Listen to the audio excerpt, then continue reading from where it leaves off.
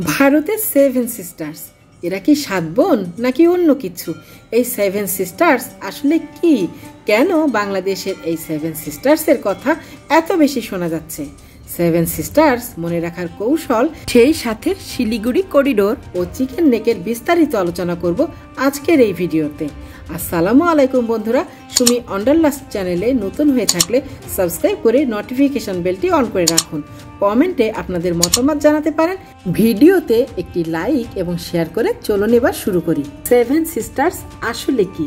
Seven sisters বা 7 বোন বলতে উত্তর পূর্ব ভারতের 7টি রাজ্যকে বোঝানো হয়, যা তাদের ভৌগোলিক, ঐতিহাসিক এবং সাংস্কৃতিক সাদৃশ্যের কারণে এই নামে পরিচিত হয়েছে। উত্তর পূর্ব ভারতের অরুণাচল প্রদেশ, আসাম, ত্রিপুরা, নাগাল্যান্ড, মণিপুর, মিজোরাম ও মেঘালয়, এই 7 পার্শ্ববর্তী রাজ্য একত্রে সপ্তভগিনী রাজ্য, 7 বোন রাজ্য বা সেভেন সিস্টার্স নামেও পরিচিত। এই 7 রাজ্যের মধ্যে জাতিগত ও ধর্মীয় বৈচিত্র্য থাকা সত্ত্বেও অনেক আগে থেকেই এরা রাজনৈতিক, সামাজিক ও অর্থনৈতিক দিক থেকে বেশ একই রকম। এবার চলুন সেভেন সিস্টার্সের এক একটি অঙ্গরাজ্য নিয়ে একটু আলোচনা করি।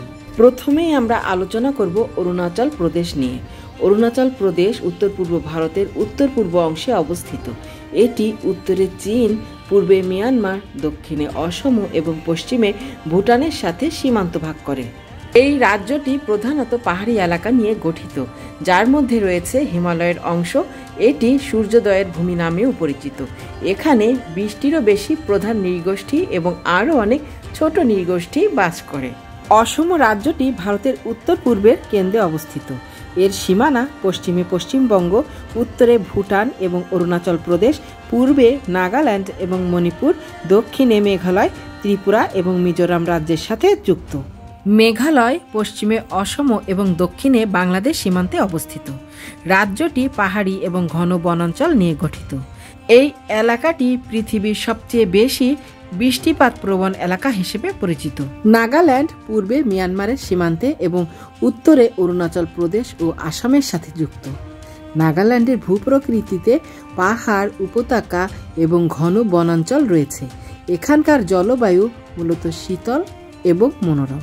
নাগাল্যান্ডে প্রধানত 16টি প্রধান নৃতাত্ত্বিক গোষ্ঠী বাস করে, যাদের মধ্যে প্রধান হল নাগা। মণিপুর পূর্বে মিয়ানমারের সীমান্তবর্তী এবং পশ্চিমে আসামের সাথে যুক্ত। মণিপুরের ভূমি পাহাড়, উপত্যকা এবং হ্রদ নিয়ে গঠিত। এখানে লোকটাক হ্রদ অবস্থিত, যা উত্তর পূর্ব ভারতের সবচেয়ে বড় হ্রদ। মণিপুরের অর্থনীতি কৃষি, বোনা কাপড় এবং হস্তশিল্পের উপর নির্ভরশীল। ত্রিপুরা পশ্চিমে, উত্তরে এবং দক্ষিণে বাংলাদেশের সাথে সীমানা ভাগ করে এবং পূর্বে আসামের সাথে যুক্ত। রাজ্যটির ভূপ্রকৃতিতে পাহাড়, উপত্যকা এবং নদী রয়েছে। এখানকার জলবায়ু উষ্ণ এবং আর্দ্র। মিজোরাম পূর্বে মিয়ানমার, দক্ষিণে এবং পশ্চিমে বাংলাদেশ এবং উত্তরে ত্রিপুরা, আসাম এবং মণিপুরের সাথে সীমানা ভাগ করে। মিজোরামের ভূপ্রকৃতিতে পাহাড়, উপত্যকা এবং নদী রয়েছে। এখানকার প্রাকৃতিক সৌন্দর্য এবং অরণ্য রাজ্যটিকে বিশেষ আকর্ষণীয় করে তুলেছে। এই 7টি অঙ্গরাজ্যের মোট আয়তন 2,62,184 বর্গ কিলোমিটার, যা ভারতের প্রায় চতুর্থাংশ এলাকা নিয়ে গঠিত। এখন চলুন বন্ধুরা, ভারতের শিলিগুড়ি করিডোর বা চিকেন স্নেক সম্পর্কে একটু জেনে নিই। শিলিগুড়ি করিডোর ভারতের উত্তর পূর্বাঞ্চলীয় রাজ্যগুলির সঙ্গে ভারতের অবশিষ্ট অংশের সংযোগ রক্ষাকারী একটি সংকীর্ণ ভূখণ্ড। পশ্চিমবঙ্গের উত্তরাঞ্চলে অবস্থিত এই ভূখণ্ডের আকৃতি মুরগির ঘাড়ের মতো বলে একে চিকেন স্নেক বলা হয়। এই ভূখণ্ডের প্রস্থ 20 থেকে 60 কিলোমিটার। এর দুপাশে নেপাল ও বাংলাদেশ রাষ্ট্র। ভুটান করিডোরের উত্তর দিকে অবস্থিত। শিলিগুড়ি এই অঞ্চলের প্রধান শহর। এই শহরটি ভুটান, নেপাল, বাংলাদেশ, উত্তর পূর্ব ভারত ও ভারতের মূল ভূখণ্ডের মধ্যে একমাত্র সংযোগ রক্ষাকারী প্রধান কেন্দ্র। এবার চলুন আমরা জেনে নিই ভারতের এত অঙ্গরাজ্য থাকতে বাংলাদেশে সেভেন সিস্টার্স নিয়ে আলোচনার কারণটা কি। সেভেন সিস্টার্স নিয়ে বাংলাদেশের প্রথম এবং প্রধান কারণ হচ্ছে বাংলাদেশের সাথে ভৌগোলিক এবং ঐতিহাসিক সংযোগ বিশেষভাবে লক্ষণীয়।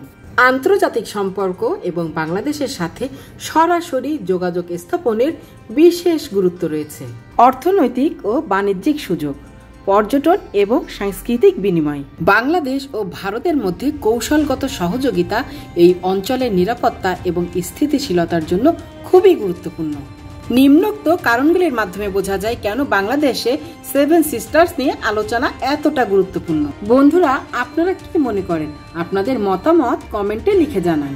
ভিডিওটি আজ এখানেই শেষ করছি বন্ধুরা। সবার সুস্থতা কামনা করে আল্লাহ হাফেজ।